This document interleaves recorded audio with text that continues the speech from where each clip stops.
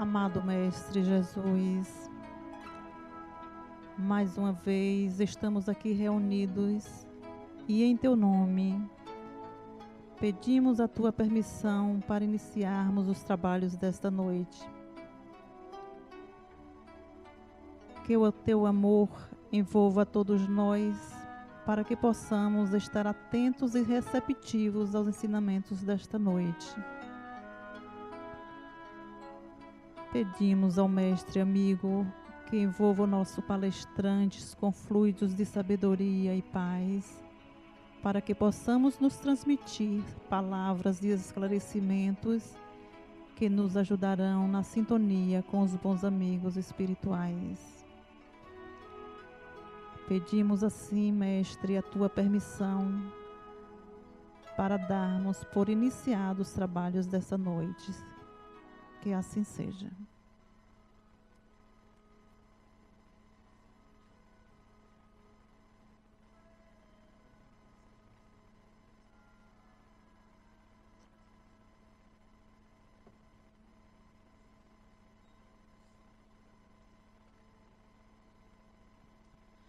Temos o prazer de apresentar o nosso palestrante dessa noite, conhecido desta casa, nosso amigo Fernando, que falará sobre o tema Um Coração Renovado.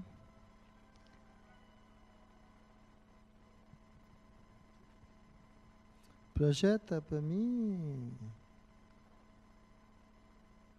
Projeta?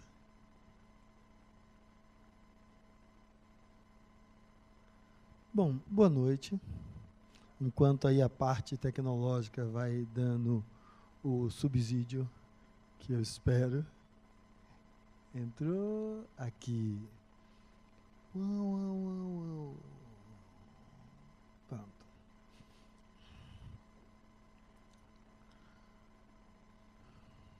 Eu acho que, quer dizer, essa casa tem várias palestras públicas. Essa é uma delas. Eu sugiro a vocês, inclusive, fazer um tour interessante. Passar por elas. Assistir a cada uma delas. São elas a palestra de quarta-feira, que faz parte do trabalho de desobsessão. Porque alguns vão achar que o trabalho de desobsessão é entrar, receber o passe ou atrair o espírito e se mandar. Então, faz parte do trabalho. Tem a palestra de quinta-feira, que é a palestra ministrada na sua grande maioria por Adenauer Novaes, né? O idealizador desta casa, que não antecede nenhum trabalho específico e nem faz parte desse trabalho específico de continuidade no mesmo dia, mas, mais uma vez, a continuidade de um trabalho, que é o significado das palestras, um trabalho de esclarecimento. Na sexta-feira, nós temos mais uma palestra pública. Essa palestra pública faz parte do trabalho de cura da sexta-feira, que é composto da visualização terapêutica, da visualização curativa que se dá dentro do salão e que depois continua-se com a mediúnica para atender aos espíritos relacionados às pessoas atendidas tanto na curativa quanto na terapêutica. Na terapêutica por evocação livre. E no sábado temos a nossa quarta palestra pública, que é o Evangelho. Cada uma dessas palestras tem uma energia diferente. E por que essa energia diferente? É claro, essa energia é diferente porque é a energia dos espíritos diferentes. Mas que espíritos diferentes? Bezerra, Chico, Joana, e vários outros. Eu falo esses três são os mais conhecidos. Não. Diferente por causa da energia dos espíritos, que são vocês. Porque esse ambiente aqui é feito pela energia de vocês. É essa energia de vocês que dá a conotação, a tonalidade do que a reunião assume fazer. Porque quando eu digo de vocês, entendam-se encarnados e desencarnados, porque cada um traz o seu desencarnado a tiracolo, ou alguns em penca, certo? Mas fique tranquilo que se você não vier para aqui, você também está levando ele, certo? Ou ao lado em penca, para onde quer que você vá. Justamente porque encarnados e desencarnados são todos espíritos. E vivem, certo? Em uma contínua interconexão, um influenciando o outro. Então, a condição de estar acompanhado por espíritos é uma condição sine qua non da condição humana. Por quê? Porque imagine que cada um de nós como um imã. E esse imã vai tender a atrair algo. Então, por isso, ele sempre está atraindo alguma coisa. Esse capítulo é interessante, ele coloca assim, coração renovado, né? E ele vai falar sobre um contexto da época, que era a doença de hanseníase. Doença de Hansen, né? Hanseníase.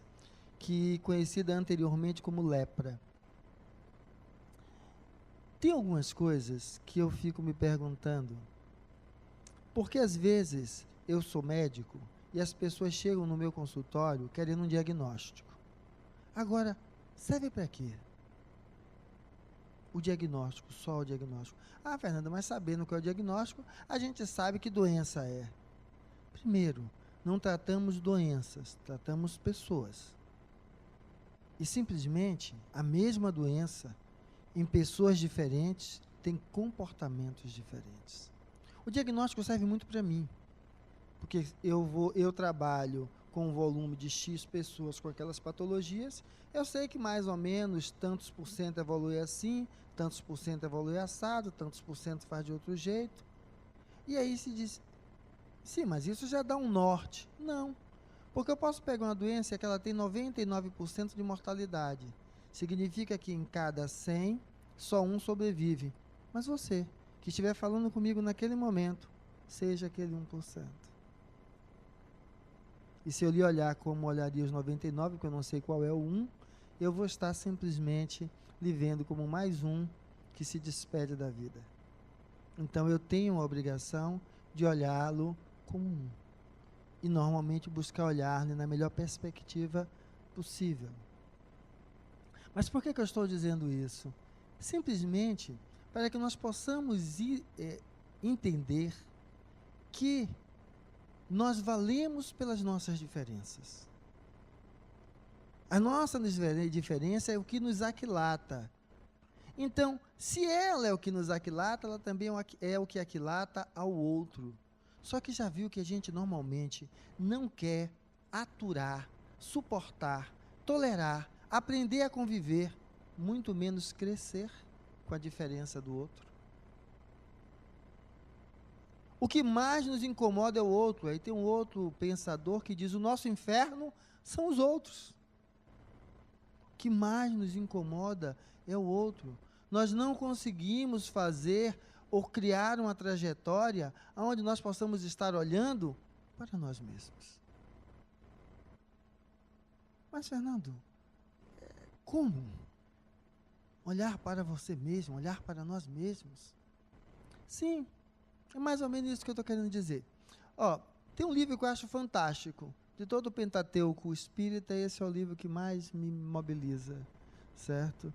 Eu acho que é o livro que vive na minha cabeça. O Evangelho segundo o Espiritismo. Eu acho que vive na minha cabeça pelo seguinte: não é por ser o Evangelho. Eu já o conhecia, e quando eu era criança eu sofria muito com isso, porque tinha há uns anos atrás, eu tenho 50 anos, então imagine aí uns 40 anos atrás, né? Uns 42, que eu acho que aos 9 anos eu tinha assim uma consciência mais clara, e tinha a tal da Paixão de Cristo.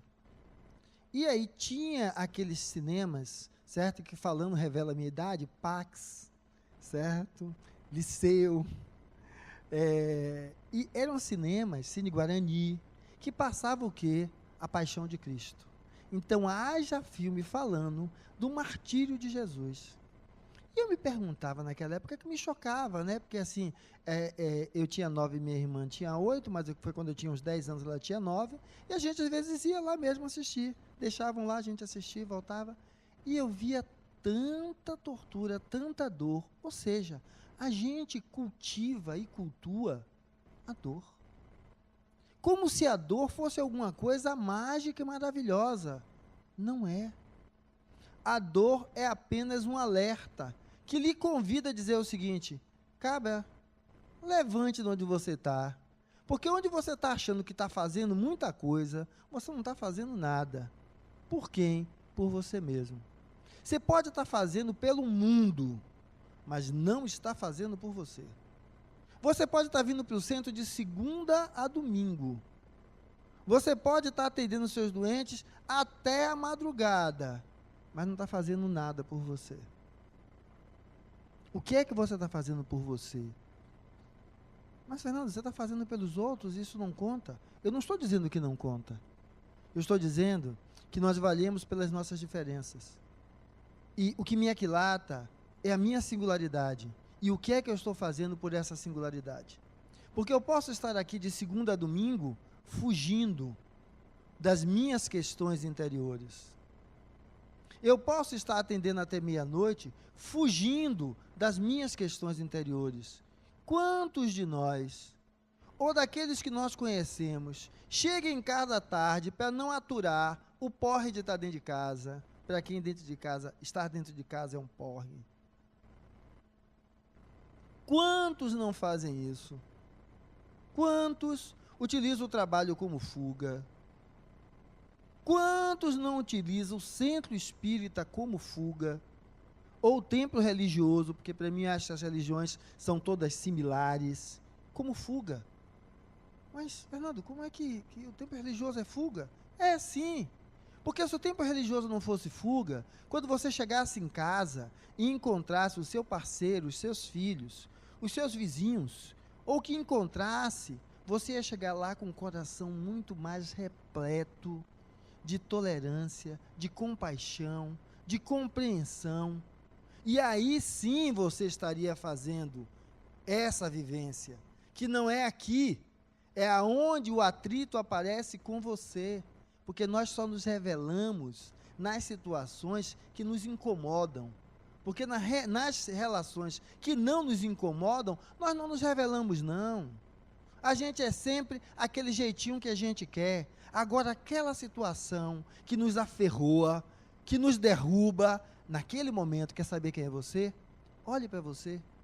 No momento que você caiu, quem é que estava ali? Esse é você. No momento que você estava sem chão, esse é você. E agora a minha pergunta é essa: você está atendendo a essa pessoa? Ou você está justamente fugindo dela?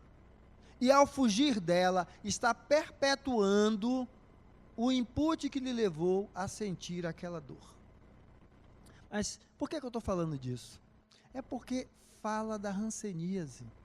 É porque numa reunião mediúnica aparece um espírito que tinha tido Hansen, e lógico, como todos nós, certo?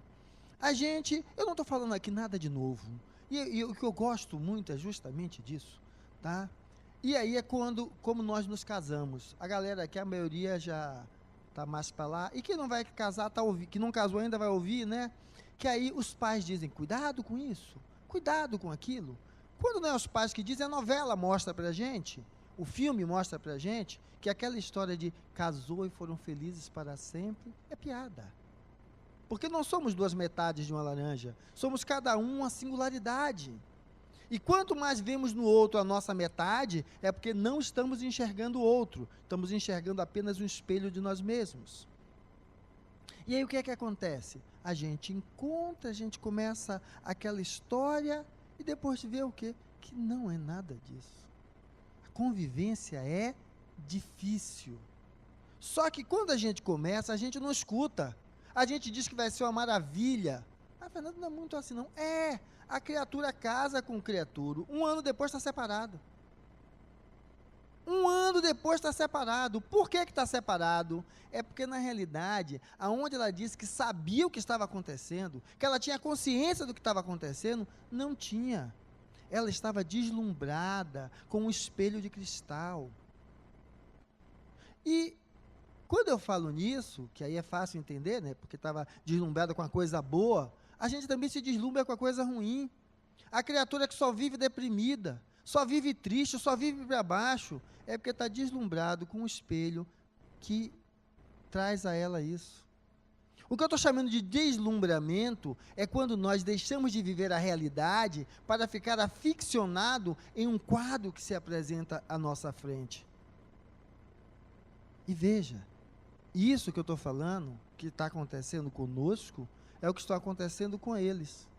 Eles que estão aí com vocês, buscando lhe prejudicar de alguma forma, é porque eles estão aficionados com um quadro, aonde só consegue enxergar uma época em que foi vivida e não entende que a fila andou. Então ele lhe vê como era você antes. E por mais que você diga que está diferente ou que mudou, ele só enxerga a mesma coisa e quer cobrar aquilo que ele acha que é direito dele. E aí a gente diz, mas é um absurdo. Não é absurdo, não. Se olhe no espelho quando chegar em casa, ou pare um pouquinho e reflita que você vai ver você fazendo a mesma coisa. Isso é uma condição do humano. Então, se é uma condição do humano, ela merece perdão. Mas por que merece perdão? Porque se é condição do humano e leva a esse contexto, ela é fruto da ignorância. E a ignorância merece perdão. Então, perdoe. Perdoe, porque é essa trajetória do perdão que nos transforma. Mas por quê? Porque está escrito lá na oração que o Mestre Jesus nos ensinou, que é: perdoai as nossas ofensas à medida que nós perdoamos a quem nos tem ofendido. A mensagem central da oração de Jesus é essa. Mas a gente diz que não. Também passível de perdão. Porque quando você diz que não, atesta o quanto a ignorância ainda reina à frente do amor dentro do seu coração. O que eu digo que eu acho esse livro mágico é porque não é um livro técnico. Ele fala disso, de sentimento. Nos convida em cada uma de suas páginas a viver o amor. A viver o amor. E a partir daí, então, nos dar a possibilidade de transformação. Mas que transformação? A transformação que está aqui embaixo, segundo o Espiritismo. Quando eu digo segundo o Espiritismo, eu estou colocando segundo a lente do Espírito como ser imortal. Porque o que o Evangelho segundo o Espiritismo faz é isso. Ele pega aquilo que está escrito no Evangelho e interpreta ele à luz da imortalidade da alma. É a única coisa que ele faz. Então ele vai dizer, perdoar 70 vezes, 7 vezes. Leia reencarnações. Dar outra chance. Você reencarna de novo. Deus não é punitivo, nem cobrador. Ele lhe dá outra chance. Volte de novo, meu filho. Quantas vezes for necessário. Quantas vezes for necessário. Então, essa lente é o que lhe trouxe aqui. Você está aqui porque você está abraçando a lente da hipótese da vida do espírito como ser imortal. Porque se não fosse, não estaria aí grudado atrás de você. Na frente, do lado, em cima, embaixo, onde quer que você considere. Então, para você vir aqui, isso é um dos fatores. Agora é o seguinte, se esse é a lente que está lhe propiciando estar aqui, talvez seja o motivo. O motivo da sua dor é essa. Venha viver na pele o que você é. Quando eu falei que eu achei interessante esse capítulo, e esse capítulo fala da pessoa com Hansen, que ele desencarnou, e ele fala, então, de tudo aquilo que ele fazia, que é quando eu falei, quando a gente encontra alguém e só imagina coisas lindas, belas, maravilhosas, e quando a gente diz, mas tem problema, porque a relação é difícil, aí a gente diz, não, mas eu faço, a gente diz que a gente é capaz de lidar com todas as dificuldades, de superar tudo. Isso é a gente quando está para reencarnar. A gente desencarna, e quando tem esse privilégio, não privilégio, mérito, de ir a espaços que nos tragam aprendizado. Mas que espaço é esse, Fernando? São escolas? Não. Lembre-se que tudo vale a pena quando a alma não é pequena. Então, às vezes, você vai para o mais triste umbral. o lugar mais penoso, porque não é, o tamanho da luz não está no lugar não, é o quanto aquilo lhe faz despertar. E aí você passou pela sua experiênciazinha lá e disse, olha, eu preciso mudar a minha vida, ajustar a minha forma de ser, e reencarna. E aí você, para reencarnar, você faz um monte de promessas, como você faz quando vai casar ou viver com alguém. Mas na hora que a coisa começa a apertar, o que é que você faz? Tira o corpo de baixo. Mas, Fernando, os 12 que Jesus escolheu a dedo, na hora que apertou, fizeram o quê? Todos os 12 foram embora. E você também. Essa lente vai lhe dizer que não adianta ir embora, porque você não vai embora. Você vai continuar vivendo a sua dor no corpo ou fora dele, porque ela é constitutiva. Ela não some, não desaparece. Só tem uma forma de lidar com ela, quando ela se transforma. Quando ela se transforma, muda. Então essa lente pode lhe ajudar a transformar a sua dor de sofrimento em insight, de crescimento. Porque é isso que o Espírito que retorna diz.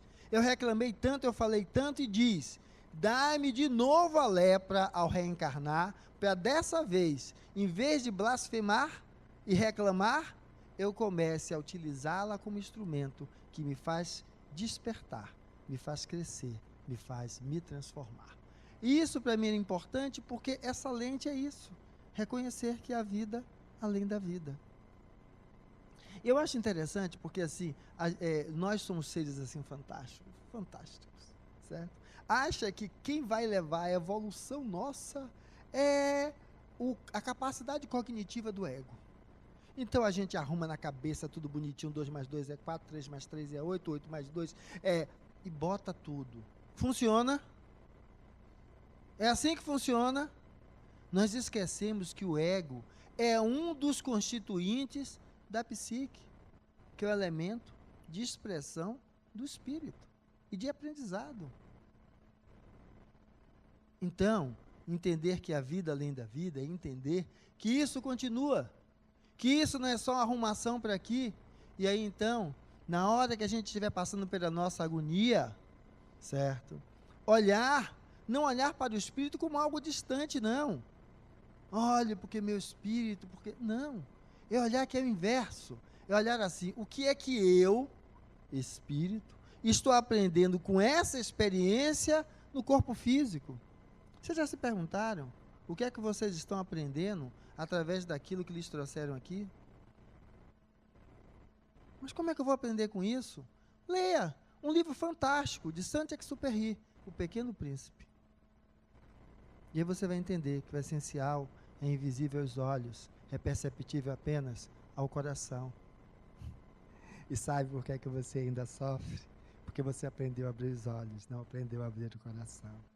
No momento que você abre o coração, você não sofre, você se transforma. Você consegue encontrar o tesouro escondido e fazer com que ele repercuta no terreno mágico da sua existência. Porque tesouro não é para pendurar no pescoço, mas para servir, para fazer do território que você abrange a grande área aonde você cultiva aquilo que você precisa. E aí então você vai entender que você não é Manuel, Joaquim ou José. Você é esta criatura, um espírito que não é Manuel, não é Joaquim, não é José. É alguém que em cada encarnação viveu um papel. E sabe quem é esse espírito? O que ajuda você a reconhecê-lo é quando você olha para você caído. Porque quando você está de pé ou de salto alto, você está muito mais envaidecido por tudo aquilo que lhe contorna do que pela essência que você é. Ou quando o contrário, você está jogado ao chão, você está muito mais envolvido e enebrecido por tudo aquilo que também lhe contorna. Porque o que lhe contorna, lhe coloca numa altura que você não tem. Ou então, num fosso que você também não tem. Imagine que no passado, nós tirávamos a vida um do outro por besteira. Não precisa pensar, quando eu falo passado, eu estou ficando velho, velho começa a ter seus cacuetes, né? Teve um seriado aí, Liberdade, Liberdade, que passou sob a escravatura, certo? Volte aí uns 200 anos, veja só, vida humana e nada era a mesma coisa. O cara entrava, cortava a língua de uma negra, assim. Então veja, o quanto nós hoje temos modificado, temos crescido e evoluído. É pouco, mas é assim. A gente vai a passos de lesma, para quem olha a vida como se fosse um flash. Mas esses passos que são pequenos, às vezes são extremamente mobilizadores dentro de nós. Você passa uma encarnação para se mover milésimos de milímetros na sua evolução. Mas valorize, porque é de passo em passo que a gente faz o que a gente precisa. Então esse espírito começa a se reconhecer.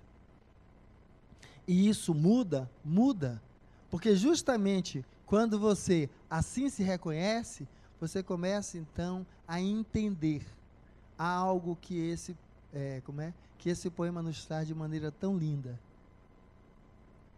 Segundo o Espiritismo, eu não sou eu.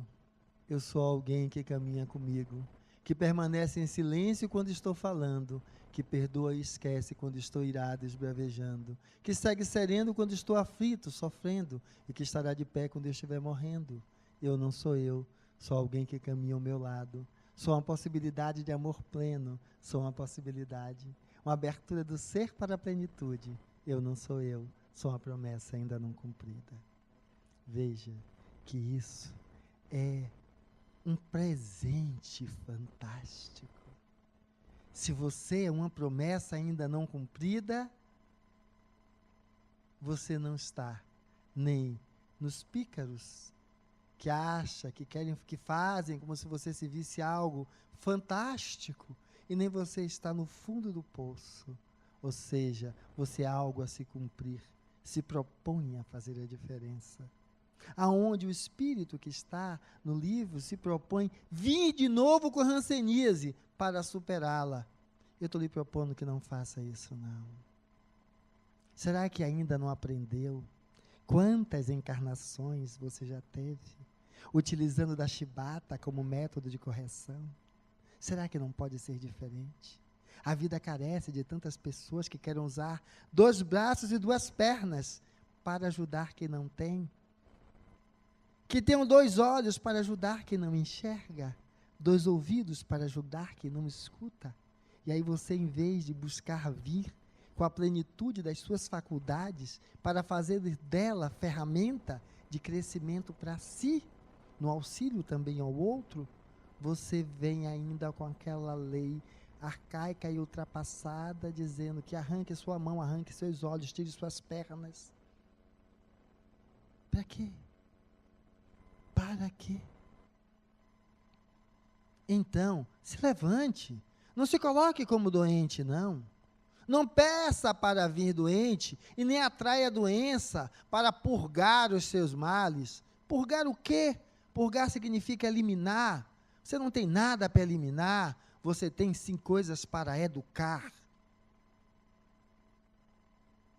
É de educação que nós precisamos e não de castigo e punição.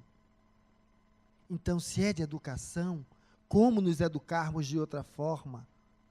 Então a gente precisa começar a colocar isso em prática, porque se entendermos aquela lente do espírito imortal, você vai voltar. E vai voltar como? Não sei, mas enquanto não voltar, você vai estar igual àquele que está aí do seu lado, perturbando alguém. Então, mude agora. Mude agora, para você não estar atrás de seu filho porque pegou seus bens e destruiu. Não está atrás de sua esposa porque ela arranjou outro. Não está atrás de seu esposo porque ele arranjou outra. Não está atrás de seu parceiro que descobriu que os filhos que você pensou que era seu não são seus. Ou não foram seus, né, que já também foi embora. Então a ideia é que a gente possa entender que essa promessa não cumprida é o convite. E o convite é: o que é que você está fazendo por você? o que você está fazendo por você, porque, na final, fomos expulsos do Éden da ingenuidade. Agora, será que você realmente foi expulso do Éden da ingenuidade? Ou você ainda está acreditando em Branca de Neve, Papai Noel, os 7 anões? Será? Porque é essa expulsão que vai dizer que a gente passa a comer o pão com o suor do próprio rosto.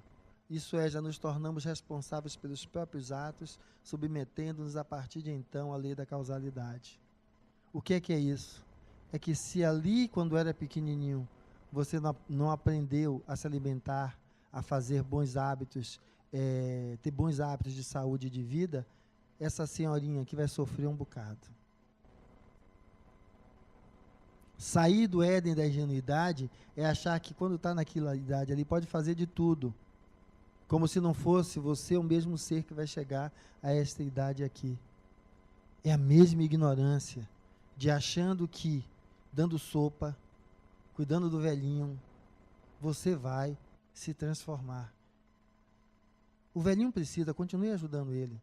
Agora, se pergunte quem sou eu dando sopa? Quem sou eu ajudando o velhinho? Quem sou eu fazendo esse ou aquele ato de caridade ou de doação? Para saber quem é esse eu que está ali se expressando. Porque às vezes só consegue dar a sopa e cuidar do velhinho quando o velhinho está embaixo. Porque quando o velhinho está em cima, você quer matá-lo. Um exemplo assim fácil, né? Quem não quer mandar assim para o outro lado, alguns dos nossos políticos, né? Miseráveis. Principalmente se você trabalhar com algo como eu trabalho. Ver gente morrendo por falta de remédio. Ver gente morrendo por falta de diagnóstico precoce. Ver gente morrendo porque teve diagnóstico e não teve chance de tratar. Só que aquela velhinha, aquela criança que eu vejo morrendo, que não é nem meu pai, nem minha mãe, nem meus filhos, ressoa em mim como se fossem meus também. Agora, adianta pensar neles desse jeito? Não. Então, essa é a história. Esse é o convite. Que se eu saio disso, eu saio da crítica.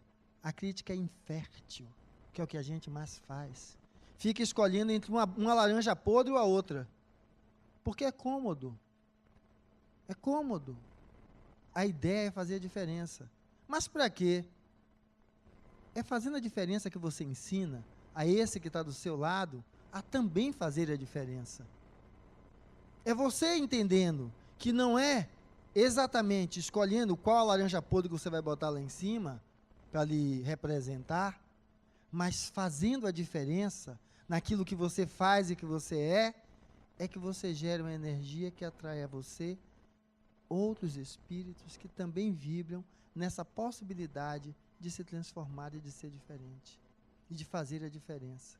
A diferença que não é a crítica quanto ao que o outro faz, é a diferença na autocrítica quanto ao que eu faço. Porque se tem alguém que eu posso transformar, esse alguém sou eu. E essa transformação não liberta o outro, não, liberta a mim. Liberta a mim.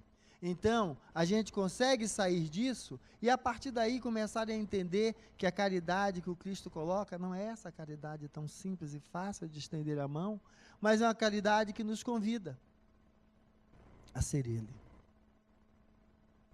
Nos convida a ser Ele. Porque Jesus não é uma face. Jesus não é uma face. Imagine, mas eu pedi para vir todo tortinho, aleijadinho, para pagar todos os meus males. Para quê?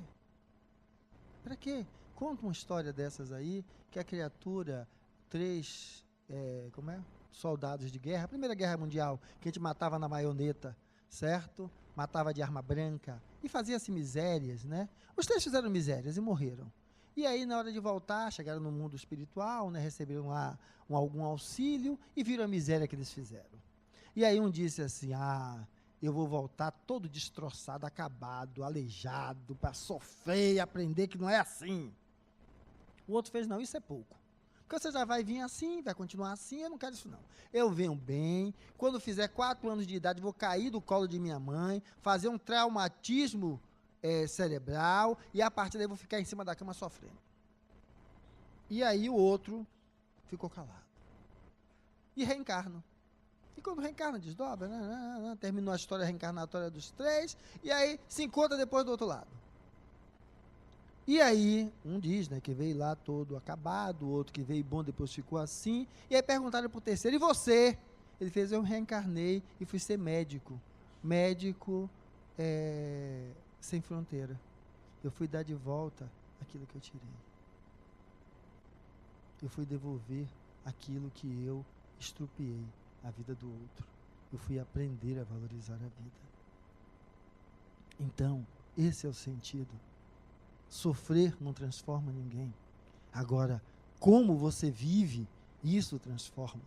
Então, esse pedido é que nós vamos entender, então, que esse Cristo é um convite a despertar. Despertar que ele não é um rosto, mas sim um sentido.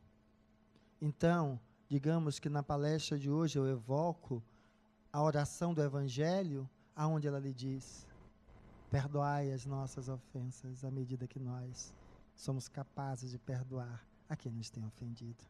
Ela nos diz que não adianta buscar perdão aonde eu não dou perdão, porque quem coloca o aguilhão sobre minha cabeça não é o outro, sou eu mesmo. Quem lhe colocou na condição que você está agora não foi o outro, foi você. São as suas escolhas. Você é fruto das suas escolhas. Mas como assim? É simples. Você vale não é pelo que você recebe, mas pelo que você faz a partir do que você recebe. Nós terminamos de ver as Paralimpíadas. Pessoas que foram destroçadas e o que estão sendo capazes de fazer a partir do que elas têm agora, conseguindo fazer mais do que muitos que têm mais, em teoria, do que o que elas têm. O valor do homem está nisso, na sua capacidade de transformar aquilo que lhe chega às mãos e transformar, então, a sua própria vida. Então, diga, o que é que você quer fazer dessa viagem? A viagem nesse corpo. Apenas um passeio ou colocar-se pronto para ajudar a si e a quem precise? Agora, vocês viram que eu comecei com ajudar a si, né? Aí tem talvez o meu viés pessoal. Digo que é mesmo porque eu estou falando, mas não é, outros pensadores já falaram disso. É que essa história de vou ajudar o outro, vou ajudar o outro, ajudar o outro, ajudar o outro. Quem está ajudando o outro? Porque às vezes eu posso estar fazendo tudo isso, eu estou querendo galardão de ser visto como o coordenador de tal trabalho, aquele que dá sopa, aquele que faz, aquele que acontece. E fico tão inflado que esqueço de acolher aquele que é o Fernando, que assim como o outro, passa fome, não de comida, mas de outras coisas. Que às vezes passa a fome de assumir quem é frente à sociedade, de viver quem é. Que embota a orientação sexual porque vive morrendo de medo do que vão dizer. Ou que assume um desvio na orientação sexual porque quer agredir o meio com quem convive. Ou seja, não está sendo ele nem de um jeito, nem de outro. Então, a ideia é que Jesus não é um retrato. Por isso, todos eles evocam a imagem de Jesus.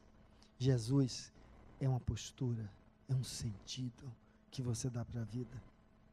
Então, você vai ver que Jesus se faz materializando-se em vários outros. Seja você também um desses rostos.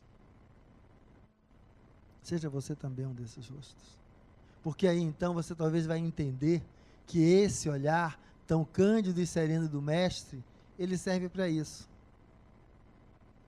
Porque esse Jesus não é apenas aquele olhar que está ali quietinho, que bota no colo. Não, é um olhar que lhe convida a assumir a vida como ele faz. Então, você vai ser capaz de olhar para o que lhe angustia e perguntar o que é que você pode aprender a partir daquilo ali.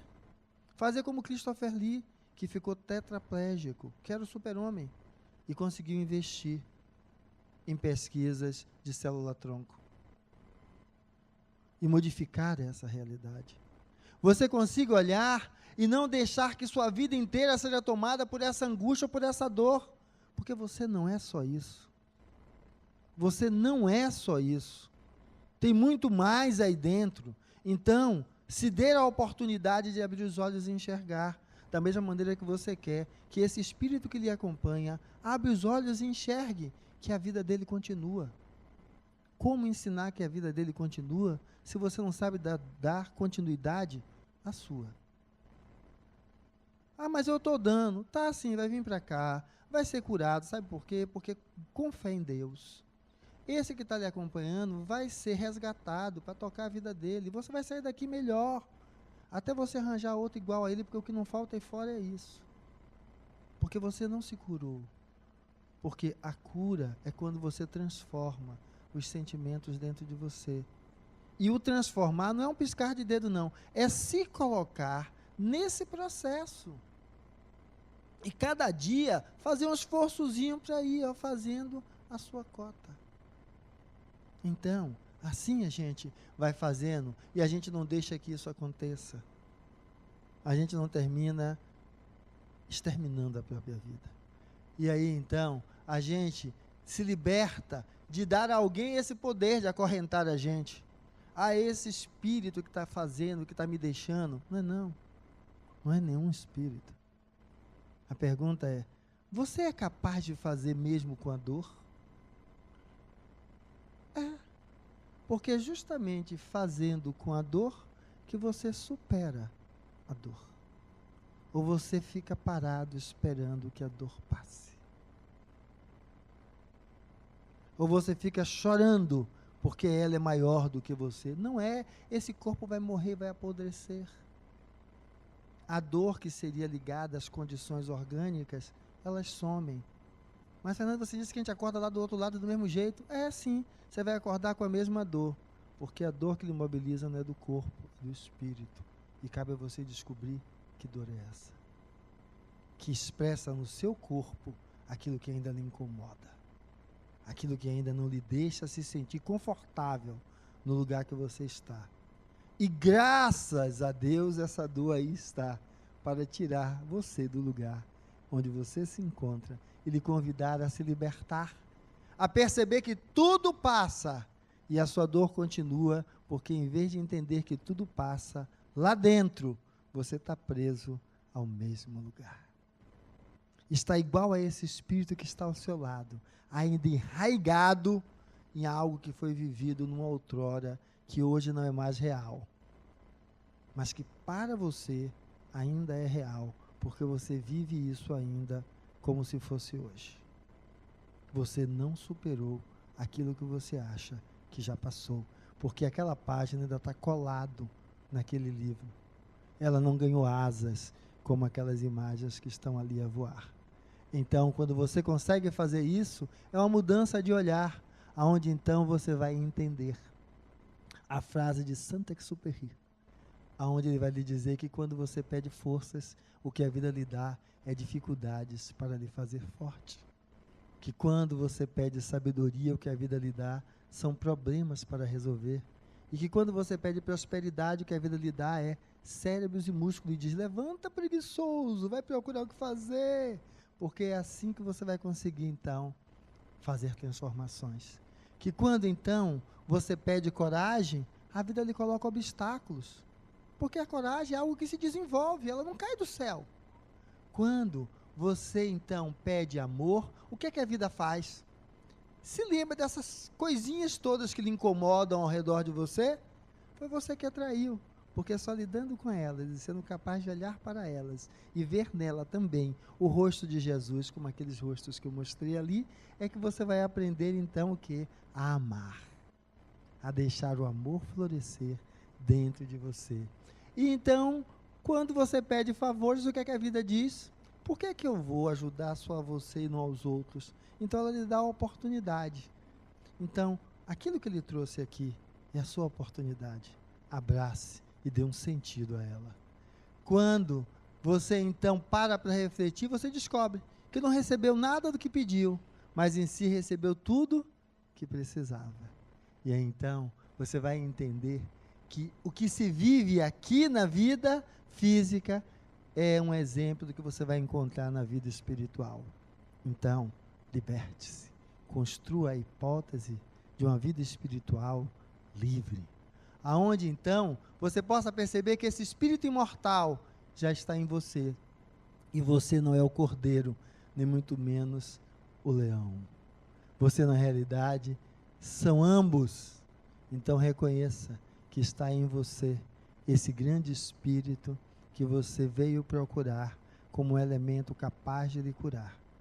Estão aqui grandes espíritos, mas ele não pode fazer por você o que só você pode fazer.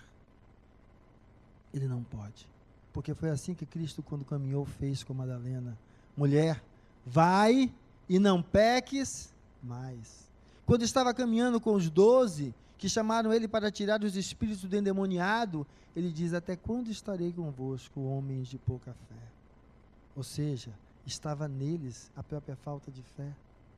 É você que precisa trazer isso de dentro de você. Agora, quando você faz, esses espíritos todos aparecem para que você não veja, para que você confie em você mesmo e possa ser mais um como eles, a estar depois ajudando outros que estarão aqui como você também está, porque eles não querem se tornar muletas, mas sim lhe dizer que você é capaz.